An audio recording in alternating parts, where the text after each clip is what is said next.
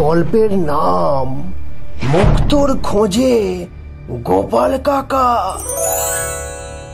পরিচালনায় বঙ্গ toons tales. তাড়াতাড়ি চ্যানেলটিকে সাবস্ক্রাইব করে দিও বন্ধুরা। ওরে রতন শোন, শ্যামকে নিয়ে আমি কদিনের জন্য মণিপুর জঙ্গলের এক গুপ্তধনের খোঁজে বেরোচ্ছি। তুই এখানে একা থাক, একটু এই ঘরটা দেখাশোনা করিস। সেই চোরগুলোকে আমি উপযুক্ত শাস্তি দিয়েছি গোপালদা। আমি ওদিকে ধরে জেলে পুরে দিয়েছি, আর ওরা 3 বছরের জন্য সশ্রম কারাদণ্ডে দণ্ডিত হয়েছে গোপালদা। এবার খুশি তো? গোপাল কাকা, এখানে রতনকে একা রেখে যাওয়া কি ঠিক হবে? গোপাল কাকা, ঠিক আছে, তাই চলো আমরা দুজনে বেরিয়ে যাই গুপ্তধনের খোঁজে।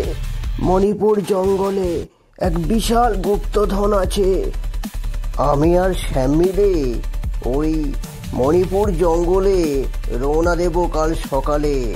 রতন, তুই আমার এই বিশাল রংমহলটা একটু দেখাশোনা করিস। কোনো চোর ছিনতাইবাজ যেমন এখানে না ঢুকে পড়ে, বুঝলি রতন? আমরা খুব শিগগির ফিরব গুপ্তধন নিয়ে। তারপর শ্যামকে নিয়ে গোপাল কাকা চলল ওই মণিপুর জঙ্গলে এক বিশাল গুপ্তধনের খোঁজে। আর গুপ্তধন সে ঠিক নিয়ে আসবেই। সে সঙ্গে নিল তার পুরনো পিস্তল। শ্যাম, আমার পিছনে পিছনে আগিয়ে আয়। এখান থেকে আরো 1 কিলোমিটার হাঁটতে হবে, মেন রোড পড়বে। সেখান থেকে আমরা ট্যাক্সি নিয়ে চলে যাব মণিপুর জঙ্গলে, বুঝলি? তাড়াতাড়ি আয়।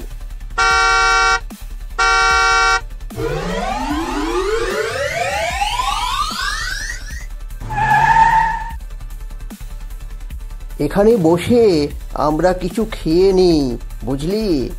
এ আলী, তুই এখানে একটু দাঁড়া। আমরা একটু তাড়াতাড়ি ওই খই মুড়ি বাতাসা এনেছি বাড়ি থেকে, একটু ঝোটাপট খেয়ে নি। খুব খিদে লাগবে। এখান থেকে প্রায় 10 কিলোমিটার লাগবে মণিপুর জঙ্গলে যেতে, বুঝলি?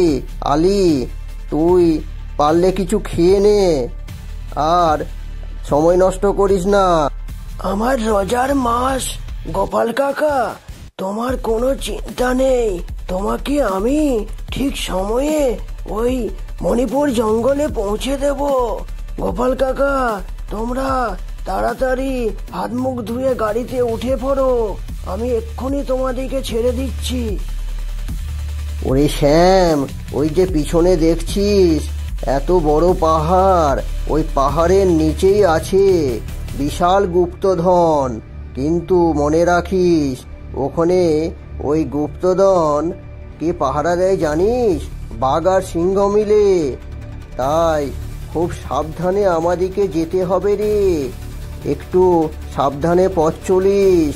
আর কোনো ভয়ের কারণ নেই, আমার কাছে আছে সেই পুরনো পিস্তল, বুঝলি শ্যাম?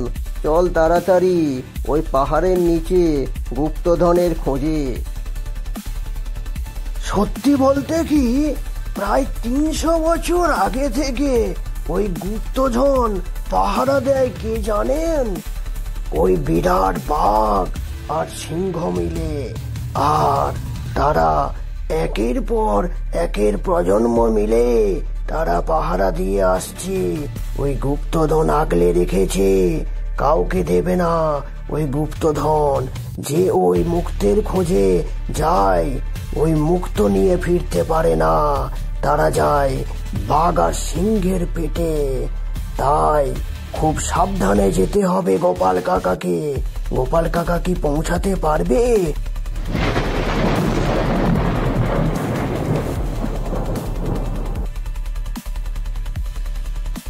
গোপাল কাকা, আমরা কি এসে গেছি? এটাই কি মণিপুরের সেই বিশাল গুপ্তধন? গোপাল কাকা, এখানেই আছে 300 বছরের লুকানো গুপ্তধন। আমরা ঠিক সন্ধানে এসে গেছি গোপাল কাকা।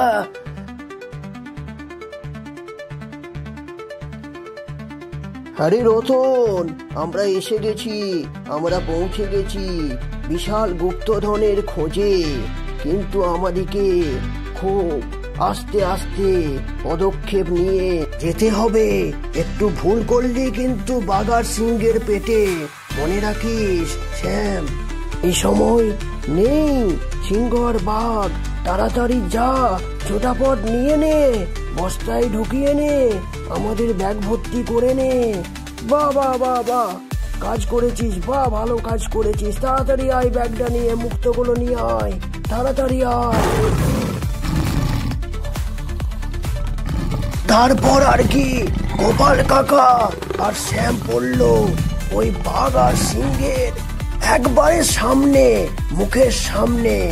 আর যাই কোথায়, বাঘ আর সিংহ গর্জাতে শুরু করলো। আর গোপাল কাকা দেরি করলো না। গোপাল কাকা তার পিস্তলটা নিয়ে একের পর এক গুলি ছুটতে শুরু করলো। আর এদিকে বাঘের গর্জন আর সিংহের দুরন্ত ডাক। গোপাল কাকা একদম ভয় পেল না। সে একের পর এক গুলি ছুটতে লাগলো। আর যাই কোথায়, বাঘ আর সিংহ এই গুলির ভয়ে দৌড়াতে শুরু করলো। গোপাল কাকা নিয়ে এলো ব্যাগ ভর্তি মুক্ত। আর রতন দেখে অবাক।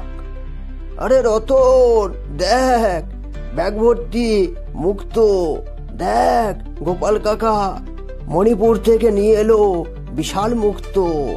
এবারে তোরা ডান্স কর, নাচ কর, আর আনন্দে আমাদের পার্টি করা উচিত।